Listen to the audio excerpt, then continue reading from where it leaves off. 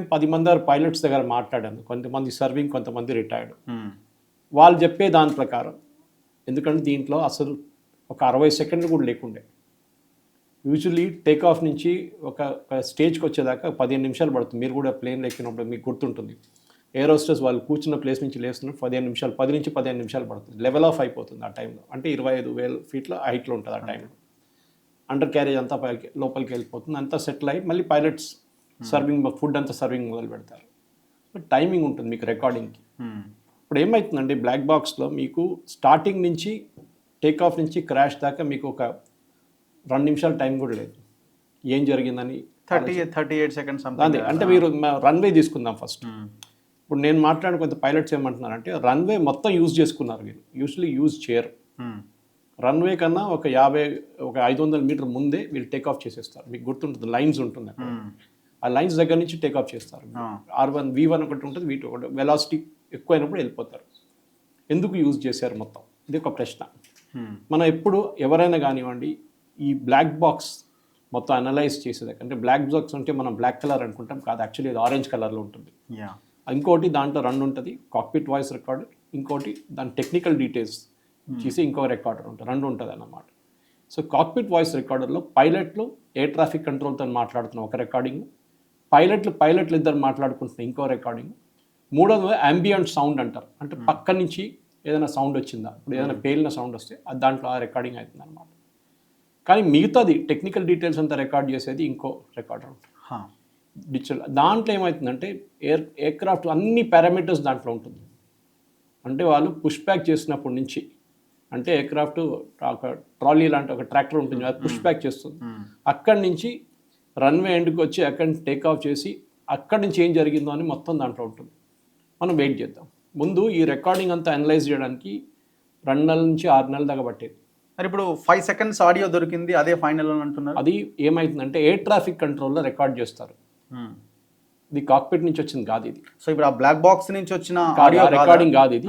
ఏటీసీలు ఏం చేస్తారు, ఏదైనా యాక్సిడెంట్ జరిగితే ఎయిర్ ట్రాఫిక్ కంట్రోల్ డీజీసీ వచ్చి సీల్ చేసేస్తారు. మీరు లాస్ట్ 10 నిమిషాలు ఏం మాట్లాడారు మొత్తం సీల్ చేసేసి దాన్ని వింటారు ఫస్ట్. ఓకే. సో దాంట్లో మేడే కాల్ వచ్చింది, ఇంకోటి not getting thrust, not getting lift అని వచ్చి అదే కామెంట్ మీకు బయట కూడా వినపడుతుంది అనమాట. దాంతో ఏమో అర్థం కాదు ఎందుకు జరిగిందని. ఒక సిమిలర్ యాక్సిడెంట్ ఇట్లానే ఇంకోటి యాక్సిడెంట్ యూఎస్లో జరిగింది, మీకు గుర్తుంటుంది. సాల్జింగర్ ఆయన ఒక పైలట్, చాలా ఎక్స్పీరియన్స్ పైలట్, బర్డ్ హిట్ వచ్చి మొత్తం చాలా బర్డ్స్ వచ్చి ఇంజిన్ లోపల గుంజుకున్నప్పుడు మొత్తం 2 ఇంజిన్లు ఫెయిల్ అయిపోయినాయి. కానీ హడ్సన్ రివర్ మీద నుంచి, రివర్ ఉండే పక్కన, టర్న్ తీసుకొని ఆ రివర్ లోపల వచ్చి ల్యాండ్ చేశారు. చాలా నీట్ ల్యాండింగ్ ఉండే. నీళ్ళలో ఎయిర్క్రాఫ్ట్ ఒక కెపాసిటీ ఉంది, నీళ్ళ పైన మినిమం 10-15 నిమిషాలు ఉండొచ్చు దానికి. ఎందుకంటే స్టీల్ యూనిట్ కదా, ఇరగకుంటే చాలు. ఎక్కడైనా ఇరిగితే నీళ్ళు దాంట్లో వెళ్ళిపోతుంది, కానీ ఇరగకుంటే it is like a toy అనమాట, నీళ్ళు పైన ఉంటుంది. సో అట్లాంటి ఒక యాక్సిడెంట్ జరిగింది దీనికన్నా ముందు. దాంట్లో ఇంజిన్స్ మొత్తం 2 ఫెయిల్ అయ్యాయి. Let us wait. నేను కూడా అది చెప్తాను, మీరు చెప్పినట్ల మనందరూ ఐపీఎల్ ఎక్స్పర్ట్స్ అయిపోతాం, క్రికెట్ రాగానే ఐపీఎల్ రాగానే క్రికెట్ ఎక్స్పర్ట్స్ అయిపోతాం, నిర్మలా సీతారామన్ బడ్జెట్ ప్రజెంట్ చేసినప్పుడు మనందరూ ఎకనామిక్ ఎక్స్పర్ట్స్ అయిపోతాం. అన్నిట్లో రేపు ఒక భూకంపం వస్తే అక్కడ దాని కూడా ఎక్స్పర్ట్స్ అయిపోతారు, రిక్టర్ స్కేల్ అంతా అదే. దీంట్లో 3-4 let us not blame the పైలట్స్ని బ్లేమ్ చేయకండి. అన్నిటికంటే ఈజీ నేను చూసాను, కొంతమంది ఈవెన్ ఇంటర్నేషనల్ పైలట్స్ వచ్చి వాళ్ళు అది చేశారు, వాళ్ళు ఇది చేశారని చెప్పి ఒట్టిగా చెప్తున్నారు. వాళ్ళు లేరు ఇప్పుడు, వాళ్ళు డిఫెండ్ చేయలేరు వాళ్ళు ఏం చేశారని చెప్పేసి. వాళ్ళు ఉంటే మీరు వాళ్ళు క్వశ్చన్ చేయొచ్చు, ఇదందుకు జరిగిందని, వాళ్ళు రిప్లై కూడా ఇస్తుండే. ఇప్పుడు వాళ్ళు లేనప్పుడు వాళ్ళ మీద వాళ్ళవి కూడా ప్రాణాలే కదా, వాళ్ళు పోవాలని వాళ్ళు అదే అంటున్నారు, వాళ్ళు ఆలోచించారు. మనం కూడా వెయిట్ చేద్దాం. ఇదేంటంటే దీనికన్నా ముందు నేను చెప్పినట్లు 2 నెలల నుంచి 6 నెలల దాకా టైం పడుతుండే కాక్పిట్ వాయిస్ రికార్డు, అది మొత్తం రికార్డర్ మొత్తం అనలైజ్ చేయడానికి. కానీ ఇప్పుడు ఏమైందంటే ఇండియాలో ఒక 3 సంవత్సరాల ముందు మనం ఇక్కడ సెటప్ చేసుకున్నాం ఇది అనలైజ్ చేయడానికి, బ్లాక్ బాక్స్ మొత్తం అనలైజ్ చేయడానికి ఇక్కడ ఇండియాలో పెట్టుకున్నాం. కానీ ఇప్పుడు ఏమైపోతుందంటే మనం సపోజ్ ఈ బ్లాక్ బాక్స్ ముందు బోయింగ్ పంపిస్తుండే, లేకుంటే ఎయిర్ బస్, ఏది క్రాష్ అయితే అది. ఓకే. లేకుంటే క్రాష్ కూడా కాకుండా యాక్సిడెంట్ అయితే కూడా సీల్డ్ యూనిట్ పంపించేస్తారు. వాళ్ళు సబోటాజ్ చేయొచ్చు దాన్ని. అంటే వాళ్ళ మీద రాకుండా ఆ బ్లాక్ బాక్స్లో ఉన్న కంటెంట్ని వాళ్ళు మార్చుకొని చేస్తారు. యూజువల్లీ ఏం చేస్తారంటే మొత్తం టెక్నికల్ డీటెయిల్స్ ఉన్న దాన్ని తీసుకొని దాన్ని కంప్యూటర్లో ఫీడ్ చేస్తారు, హై అండ్ కంప్యూటర్స్ ఫీడ్ చేసి అనలైజ్ చేస్తారు. అనలైజ్ చేసిన దాన్ని యానిమేట్ చేస్తారు. కాక్పిట్ లోపల ఎట్లా ఉండే అదే సిచ్యువేషన్కి రీక్రియేట్ చేస్తారు. టేక్ ఆఫ్ స్టేజ్ నుంచి మాట్లాడుతున్నది ఎయిర్ ట్రాఫిక్ కంట్రోల్తో మాట్లాడుతున్నది, పైలట్స్ ఇద్దరు ఫ్లాప్స్ డౌన్ అంటారు, undercarriage check, fuel check. మీరు బిలీవ్ చేయరు, ఫ్రమ్ పుష్ బ్యాక్ నుంచి టేక్ ఆఫ్ దాకా ఒక 50 మేజర్ చెక్స్ ఉంటుంది. పైలట్లు ఇద్దరు చెక్ చేసుకుంటారు, ఒకరు రీడ్ చేస్తారు, ఒకరు కన్ఫర్మ్ చేస్తారు. ఇది ప్రతి టేక్ ఆఫ్ ముందు లాస్ట్ మినిట్ ఆ టేక్ ఆఫ్ రన్ ఉంటుంది చూడండి, రన్ కన్నా ముందు. ఇప్పుడు ఆలోచించండి, ఎవ్రీ 30 seconds 20 seconds ఏదో చెక్ చేస్తున్నారు వాళ్ళు కంటిన్యూస్గా. ఇది చెక్ అయింది, అది చెక్ అయింది, ఆయిల్ చెక్ చేయండి, హైడ్రాలిక్ చెక్. ఇద్దరు అక్కడిక్కడ మాట్లాడుకుంటారు, ఒకరు చెప్తారు, ఒకటి కన్ఫర్మ్ చేస్తారు, ఒకరు చెప్తారు, ఒకటి కన్ఫర్మ్ చేస్తారు. ఫస్ట్ ఆఫీసర్ కానీ పైలట్, అది కన్వర్జేషన్ కూడా దాంట్లో ఉంటుంది. ఇప్పుడు కొంతమంది ఎక్స్పీరియన్స్ వాళ్ళు వచ్చి ఫ్లాప్స్ లేదంటున్నారు, మనకు కనిపించింది ఏదో దూరం నుంచి ఒక షాట్. ఇంకోటి ర్యాట్ అని ఒకటి ఉంది, వాళ్ళది సపరేట్ ఒక చిన్న ఇంజిన్ ఉంటుంది ఒకటి. అదే రెండు ఇంజన్స్ పోయినప్పుడు ర్యాట్ పనిచేస్తుంది, కానీ దానికి ఒక సౌండ్ ఉంటుంది, సపరేట్ సౌండ్. మన ఒక చిన్న బేగంపేట ఎయిర్పోర్ట్లో ట్రైనింగ్ ఎయిర్క్రాఫ్ట్ ఉంటుంది చూడండి, దానికి ఒక సౌండ్ ఉంటుంది, పెద్ద ఎయిర్క్రాఫ్ట్ సౌండ్ కాదు, ఆ సౌండ్ వస్తుంది. అదేంటంటే మెయిన్ మిమ్మల్ని ఆ బచాయించడానికి, అంటే బతికి బయటపడడానికి ఎట్లయినా ఎయిర్పోర్ట్ దాకా వెళ్ళడానికి పవర్ ఉండాలి, అది క్రియేట్ చేస్తుంది, ఆ టర్బైన్ క్రియేట్ చేస్తుంది అన్నమాట. ఆ పవర్ 2 ఇంజిన్లు పోయినాయి కదా, ఈ టర్బైన్ ఒకటే పనిచేస్తుంది. మినిమం ఏసీ గీసీ ఏం పనిచేయదు, మీ ఎలక్ట్రానిక్స్ పనిచేస్తుంది, అన్ని పనిచేస్తుంది, హైడ్రాలిక్ పనిచేస్తుంది, ఎట్లా వెళ్ళి ల్యాండ్ చేసేసేయండి అంతే. సో లెట్ us వెయిట్, దీనికి టైం పడుతుంది. ఫస్ట్ ఒక 15 రోజుల్లో ఫస్ట్ సెట్ వచ్చేస్తుంది రిపోర్ట్స్ DGCA నుంచి. సెకండ్ సెట్ ఒక 2 నెలలు పడవచ్చు. దాని మీద మొత్తం ఇల్లు నేను చెప్పినట్ల అనలైజ్ చేసి దాన్ని యానిమేట్ చేస్తారు. అంటే క్లియర్గా వీడియోలో చూసినప్పుడు ఫ్లై అయ్యి ఇంకా పైకి వెళ్ళలేకపోతున్నది. అది వాళ్ళు కూడా చెప్పారు కదా, మీరు చెప్పినట్టు not getting thrust, I'm not getting lift. Mayday అంటే ఎయిర్క్రాఫ్ట్కి ఇంజిన్లో పవర్ రావట్లేదు. ఫస్ట్ ఆఫ్ ఆల్ దాని ఫస్ట్ ఇండికేషన్ ఎక్కడ వచ్చిందంటే వీళ్ళు మొత్తం రన్వే యూజ్ చేశారు. రన్వే యూజ్ చేయరు, నేను దీనికంటే ముందు చెప్పినట్లు. ఓకే, రన్వే 3/4 నుంచే టేక్ ఆఫ్ చేసేస్తారు. రన్వే మూవ్ చేయడం దేనికి, ఫుల్ రన్వే ఎందుకు యూజ్ చేశారని క్వశ్చన్ వస్తుంది. యూజువలీ మీరు చూసుంటారు చాలా మటుకు ఎయిర్క్రాఫ్ట్ రన్వే హాఫ్కి వెళ్ళి పంచర్ అయిపోతుంది టైర్ వాళ్ళది, ఎందుకంటే వాళ్ళు అబార్ట్ టేక్ ఆఫ్ అంటారు దాన్ని. టేక్ ఆఫ్ చేయరు వాళ్ళు, అబార్ట్ చేసేస్తారు టేక్. ఎందుకంటే ఏదో ప్రాబ్లం ఉంది ఇంజిన్ అని చెప్పి మొత్తం బ్రేక్ వేస్తే ఆ టైర్లు వెళ్ళిపోతాయి. ఓకే, సో డ్యామేజ్ ఉంటుంది, టైర్కి ఉంటుంది, కానీ ఎయిర్క్రాఫ్ట్కి ఎక్కువ డ్యామేజ్ ఉండదు. లేకుంటే రైట్కి తిప్పేసి గ్రాస్ మీద తీసుకెళ్ళిపోతారు. అక్కడ గడ్డి ఉంటుంది చూడండి, కావాలని పెట్టారు గడ్డ, దాని మీద తీసుకెళ్ళిపోతారు అనమాట. సో అక్కడ ప్రాబ్లం ఉంటుంది, దాన్ని బయటికి గుంజాల్సి వస్తుంది, ప్యాసింజర్స్ అందరినీ ఎవాక్యుయేట్ చేస్తారు. సో ప్రాబ్లం ఎక్కడ వచ్చిందంటే దీంట్లో ఆ టైం ఏం లేకుండే రిజెక్ట్ టేక్ ఆఫ్ అంటారు. అంటే రిజెక్ట్ టేక్ ఆఫ్ ఎందుకు జరగలేదు అదొక క్వశ్చన్ వస్తుంది. మీ దగ్గర పవర్ లేకున్నప్పుడు డిడ్ యు డిసైడ్ పోదాం ఏం కాదులే అని చెప్పేసి అది ఉండొచ్చు. కానీ ఇంజిన్ పారామీటర్స్ చూసి అది మన కాక్పిట్ వాయిస్ రికార్డర్ కానీ మిగతా రికార్డర్స్ నుంచి వచ్చిన డీటెయిల్స్ మనం తీసుకోవాల్సి వస్తుంది అన్నమాట. తీసుకున్న తర్వాతనే మనం ఒక కంటిన్యూస్ అల్టిమేట్గా మళ్ళీ ఆ రికార్డెడ్ దాంట్లో కూడా సేమ్ ఇవే ఉంటే చాలా ఎక్కువ ఉంటుంది, ఉంటుందా? చాలా ఎక్కువ ఇన్ఫర్మేషన్ ఉంటుంది. బికాస్ మీరు ఏటీసీతో మాట్లాడేది ఏటీసీతోనే మాట్లాడే రికార్డింగ్ ఉంటుంది. పైలట్లు ఇద్దరు ఏం మాట్లాడుకున్నారని ఏటీసీకి తెలియదు. Okay okay, run take off స్టేజ్లో కానివ్వండి, లాస్ట్ క్రాషింగ్ స్టేజ్లో ఏం మాట్లాడారని పైలట్స్ నడిబిట్లో ఉంటుంది కాన్వర్జేషన్. ఇప్పుడు ఒక ప్యాసింజర్ ఢిల్లీ నుంచి అహ్మదాబాద్లో వరకు జర్నీ చేసినప్పుడు ఒక వీడియో ఏదో తను చేశాడు, నేషనల్ మీడియాతో కూడా మాట్లాడినట్టున్నాడు. సో తను ఏసీ లేదు ఆర్ చాలా మంది ఇట్లా ఊపుకుంటున్న ఫోటో. ఏమైతుందంటే AC usually landing take off stage no power అన్నదానికి దీనికి ఏమైనా లింక్ ఉందా? ఏసీ ఎప్పుడు టేక్ ఆఫ్ ల్యాండింగ్ స్టేజ్ మీరు చూసుంటారు, ఇంజిన్ మీద చాలా స్ట్రెస్ ఉంటుంది ఆ టైంలో. మీరు కూడా ట్రావెల్ చేసినప్పుడు ఏసీ ఆ టైంలో ఆఫ్ చేసేస్తారు వాళ్ళు టోటల్గా టేక్ ఆఫ్ స్టేజ్లో. ఒక స్టేజ్కి వచ్చినప్పుడు నేను చెప్పినట్లు ఒక 10,000 ఫీట్కి వచ్చినప్పుడు అప్పుడు వాళ్ళు ఏసీ ఆన్ చేస్తారు. వాళ్ళు అప్పుడు దాకా లైట్గా పెడతారు, ఎందుకంటే ఇంజిన్ మీద అంత స్ట్రెస్ ఉంటుంది. లోకంలో ఆల్మోస్ట్ 30% యాక్సిడెంట్స్ జరిగేది టేక్ ఆఫ్ ల్యాండింగ్ స్టేజ్లో. మిగతా స్టేజ్లో అంతా ఫ్లై బై వైర్ అంటారు, అంటే ఆటో పైలట్లు నడుస్తుంది. ఇప్పుడు మీరు ఇక్కడ నుంచి బెంగళూరు వెళ్తున్నారంటే ఇక్కడ నుంచి టేక్ ఆఫ్ చేసిన తర్వాత 15 నిమిషాల తర్వాత ఆటో పైలట్లో పెట్టేస్తారు. వీళ్ళంతా రూట్ ఫీడ్ చేసి పెట్టుంటారు ముందు, అది ఆటోమేటిక్గా పోతుంటే వీళ్ళు కూర్చొని చూస్తారు. ఏదో చూడనట్లు కాదు, ఏదో ఎక్కడికి వెళ్తున్నా ఏటీసీతో మాట్లాడతారు, కడప ఏటీసీతో మాట్లాడతారు, కర్నూలు ఏటీసీతో అందరితో మాట్లాడుకుంటూ పోతారు అట్లా. సో అవి కంటిన్యూస్ కాన్వర్జేషన్ నడుస్తుంది అప్పుడు కూడా. కానీ ఈ ఆటో పైలట్ డిసెంగేజ్ చేసి ల్యాండింగ్ టైంలో మళ్ళీ వీళ్ళు కంట్రోల్ తీసుకుంటారు. దీనికన్నా ముందు ఒక రెండు ఎయిర్క్రాఫ్ట్ ఇండోనేషియాలో ఒకటి, మలేషియా అనుకుంటారు, 2 ఎయిర్క్రాఫ్ట్ క్రాష్ అయినట్లని సేమ్ థింగ్. దాంట్లో కూడా టెక్నికల్ ఇష్యూస్ చాలా ఉండే, అంటే pitching up pitching down notes, అది చాలా టెక్నికల్ పారామీటర్స్తో వచ్చింది అది. అక్కడ కూడా వీళ్ళు బోయింగ్ వాళ్ళు కానివ్వండి, తర్వాత ఎయిర్ బస్ ఒక క్రాష్ జరిగింది, వాళ్ళు కూడా అనలైజ్ చేశారు. ఇష్యూస్ ఎప్పుడు ఉంటుంది, ఉండదని కాదు. డ్రీమ్ లైనర్ అని ఎయిర్క్రాఫ్ట్ ఇప్పుడు దాకా క్రాష్ కాలేదు, ఫస్ట్ క్రాష్ ఇది. వాళ్ళు ఇప్పుడు 787 MAX ఏదో పాత ప్రాబ్లం ఉంది, అది పాత వాళ్ళకి అది 787 మొత్తం ఫ్లాప్ అయ్యింది, దానికోసమే 787 2 క్రాష్. ఫస్ట్ యాక్సిడెంట్ ఇది డ్రీమ్ లైనర్ ఫస్ట్ యాక్సిడెంట్ అనమాట. 787 నేను చెప్పినట్టు జరిగింది, దీనికన్నా ముందు 2 యాక్సిడెంట్ జరిగినాయి, సపరేట్గా అది ఇంజిన్ ఫెయిలియర్స్ ఉండే, ఇంకోటి టెక్నికల్ ఫెయిలియర్ ఉండే, దట్ ఈస్ ఈ నోజ్ అప్పు తీసుకున్నప్పుడు పైలట్స్ టేక్ఆఫ్ స్టేజ్లో అదేమో కిందకి తీసుకొచ్చేస్తుంది. ఇప్పుడు నిన్న కూడా ఒకటి జరిగింది. నిన్న లండన్ నుంచి టేక్ఆఫ్ చేసిన ఒక ప్లేన్ రిటర్న్ వెళ్లాల్సి వచ్చింది. అది బ్రిటిష్ ఎయిర్వేస్.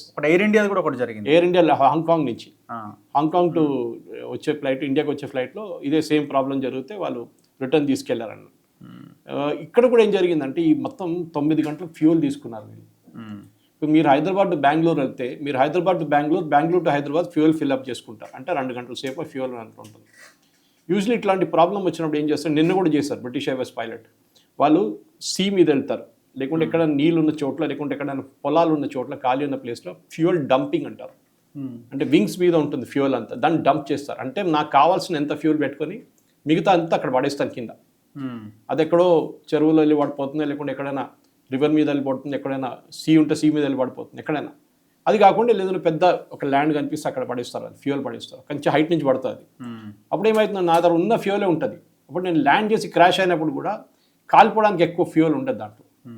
అది అట్లా చూసుకుంటారనమాట. ఆ టైం కూడా వీళ్ళకి లేకుండే, డంపింగ్ టైం కూడా లేకుండే వీళ్ళ దగ్గర. డంపింగ్ అంటే వీళ్ళు రిటర్న్ రావడానికి కూడా వీళ్ళకి టైం లేదు, వెళ్ళింది కింద పడిపోయింది అంతే సంగతి. So we have to enquire, let us wait. ఇంకోటి క్వశ్చన్, మీరు చెప్పినట్లనే టాటాల మీద ఇది టర్కిష్ వాళ్ళు మెయింటైన్ చేశారు, వీళ్ళు మెయింటైన్ చేశారు. అది ఒకటి వినిపిస్తుంది కదా, ఏదో ఆయిల్ కూడా ఏదో దాని కల్తీ, ఆయిల్ కంటామినేషన్ జరుగుతుంది, అప్పుడప్పుడు జరుగుతుంది ఆయిల్. కానీ ఆయిల్ కంటామినేషన్ జరిగినా కూడా దానికి బైపాస్ చేయడానికి చాలా రూట్స్ ఉన్నాయి. ఇంకోటి, ఒక్క ఇంజిన్ మీద కూడా ఎయిర్క్రాఫ్ట్ నడుస్తుంది, 2 ఇంజిన్లు అక్కర్లేదు మీకు, ఒకదాని మీద నడుస్తుంది. కానీ వీళ్ళు అది కాదు కదా, వీళ్ళు ఒక ఎయిర్క్రాఫ్ట్ కూడా ఒక ఇంజిన్ మీద కూడా నడిపిన వీళ్ళకి ఛాన్స్ లేకుండే వీళ్ళ దగ్గర. 2 పోయినాయి కదా, 2 పోయినాయి ఒకటేసారి. అది ఎందుకు జరిగింది, అది బర్డ్ హిట్ అయితే, బర్డ్ హిట్లో ఇంత పెద్ద హిట్ అయితే కాదు. దాని మీద ఇంకోటి ఇంజిన్ ఫెయిలియర్స్ అయితే డెఫినెట్గా బోయింగ్ ఇప్పుడు ఏం చేస్తుందంటే, ఇప్పుడు దీని మీద ఒకసారి బోయింగ్ మీద రిపోర్ట్ వచ్చింది అనుకోండి. ఇది ఎగ్జాంపుల్, మన ఒక హైపోథెటికల్ సిచ్యువేషన్ తీసుకుందాం. రేపు రిపోర్ట్ వచ్చింది ఇంజిన్ 2 ఫెయిల్ అయిందండి. బోయింగ్ మీద చాలా పెద్ద క్వశ్చన్ వస్తుంది. ఒకటి, వాళ్ళు డబ్బులు కట్టాల్సి వస్తుంది వీళ్ళకి. ఇప్పుడు టాటా వాళ్ళు కడుతున్నారు ఇన్సూరెన్స్ నుంచి, ప్రతి ప్యాసింజర్కి ఇన్ని లక్షలు అని చెప్పి కడుతున్నారు వాళ్ళు. దానికన్నా ఎక్కువ బోయింగ్ కట్టాల్సి వస్తుంది. ఓకే, ఎందుకంటే వాళ్ళ తప్పు. అప్పుడు వాళ్ళు ఎంత అయినా కానీ వాళ్ళు ఈ ఎక్స్పర్ట్స్ అందరూ పెట్టుకొని కాదు మా తప్పు కాదు, ఇంజిన్ ప్రాబ్లం కాదు, పైలట్లు తప్పు చేసి అంటారు. కానీ మరి లెట్ us వెయిట్. రిపోర్ట్ వచ్చిన తర్వాత బోయింగ్ బోయింగ్ మీద ఏమైనా క్వశ్చన్ ఉంటే వాళ్ళు కూడా ఆన్సర్ చేయాల్సి వస్తుంది. ఈసారి మనం ఏం చేస్తున్నాం అంటే, యుఎస్ పంపించకుండా, మన దగ్గర చేపించకుండా, న్యూట్రల్ థర్డ్ ప్లేస్లో, పాసిబ్లీ యూరోప్లో ఈ బ్లాక్ బాక్స్ని టెస్ట్ చేయబోతున్నాం. ఓకే, ఎందుకంటే మనం చేసినాం అనుకోండి, మనం ట్యాంపర్ చేసిన బోయింగ్ అంటారు, అక్కడ చేస్తే వాడు చేసిన, అక్కడ కూర్చొని మన ఎక్స్పర్ట్స్ కూడా పోతారు, వాళ్ళు ముందే ఓపెన్ చేస్తారు, అనలైజ్ చేస్తారు, ఇది రిజల్ట్స్ అని చెప్పేస్తారు. దాని తర్వాత డీటెయిల్ అనాలిసిస్ ఉంటుంది, అది సపరేట్. అది ఒక్కొక్క మూమెంట్ ఎయిర్క్రాఫ్ట్ ఎక్కడ పోయిందో అన్ని మొత్తం తీస్తారు అది. సో ఇప్పుడు తను ఒక్కడు బయటకు వచ్చాడు కదా, సో ఇప్పుడు మనం వీడియోలో చూసినప్పుడు తను చెప్పేదేమో జస్ట్ ఇదవ్వగానే నా ముందే అందరూ చనిపోతుంటే నాకు ఒక వే దొరికితే దాని నుంచి బయటపడ్డాను ఏదో సంథింగ్ ఒక స్టేట్మెంట్ ఇచ్చింది కదా. అది మన కార్లలో, అది మనం కార్లలో ఇప్పుడు కార్ చూడండి, యాక్సిడెంట్ కాగానే 4 డోర్లు ఓపెన్ అయిపోతాయి. అడ్వాన్స్ కార్స్లో 4 డోర్లు ఓపెన్ అయిపోతాయి. కొంతమంది బయటపడతారు, అది డెలిబరేట్. కొంతమంది సీట్ బెల్ట్ వేసుకొని అక్కడే కూర్చొని ఉంటాడు. ఇప్పుడు ఈయన సీట్ బెల్ట్ వేసుకున్నాడు, టైం దొరికిందా సీట్ బెల్ట్ తీయడానికి, అదొక క్వశ్చన్. అది ఓకే, 11A ఎప్పుడు మొన్న కూడా నేను ఫ్రైడే రోజు బెంగళూరు ఫ్లై చేశాను నేను. మళ్ళీ నేను చెక్ చేశాను 11A అంటే ఆ కాన్ఫిగరేషన్ కాదు, ఆ ఎయిర్క్రాఫ్ట్ ఇంటర్నేషనల్ ఎయిర్క్రాఫ్ట్, ఇది 6 సీటర్ ఇది. ఓకే, అదేమో 9 to 12 సీటర్ ఉంటుంది డెఫినెట్గా. సో ఆయన అది కాన్ఫిగరేషన్ వేరే, 2 ఐల్స్ ఉంటాయి దానికి. ఇది ఒకటే ఎయిర్క్రాఫ్ట్, మన బెంగళూరుకి వెళ్ళేది, బాంబేకి వెళ్ళేది ఇక్కడ.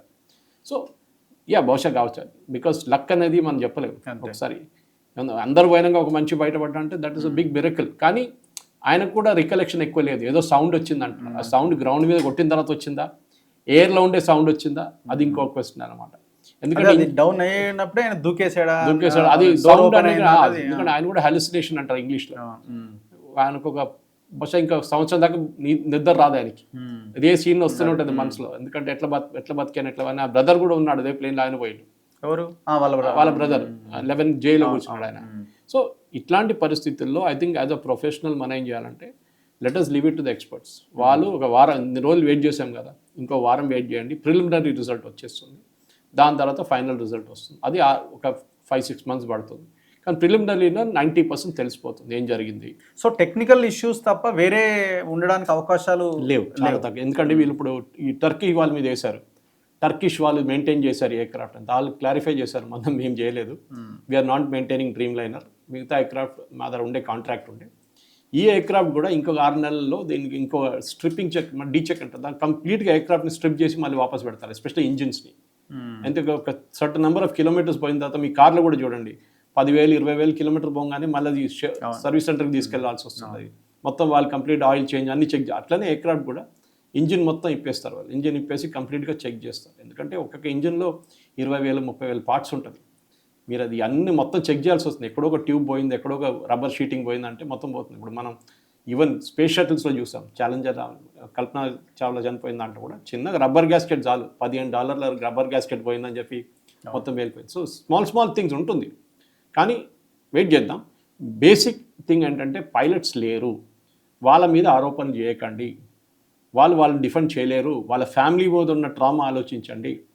మీరు చెప్తే వాళ్ళ ఫ్యామిలీ వాళ్ళు బయట తిరగలేరు, వాళ్ళ ఇంటికి దిగి వీళ్ళందరూ అంటారు పైలట్ చేశారంటారు, అది కాదు. లెట్ us వెయిట్ చేసిన తర్వాత ఎవరి ప్రాబ్లం, గ్రౌండ్ లెవెల్లో ప్రాబ్లం నడిచిందా, మెయింటెనెన్స్ ఇష్యూ ఉండేనా, ఇంజిన్ పారామీటర్స్ ఏముండే, అంతా డిజిటల్ వాయిస్ రికార్డులు మొత్తం వచ్చేస్తుంది, డిజిటల్ దాంట్లో మొత్తం డీటెయిల్స్ వచ్చేస్తుంది డిజిటల్లో.